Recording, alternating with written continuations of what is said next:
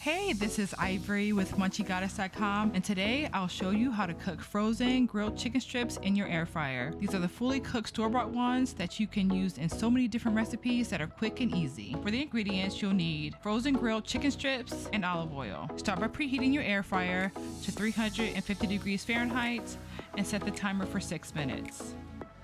Next, brush the bottom of your air fryer with some cooking oil. Add the strips to the air fryer in a single layer and cook for 6 minutes, flipping halfway through. Once done, remove the chicken from the air fryer and enjoy in your favorite recipe. Thanks for watching. Watch my next video to see how I use these to make my chicken bacon ranch wraps. Be sure to follow me for more easy air fryer recipes.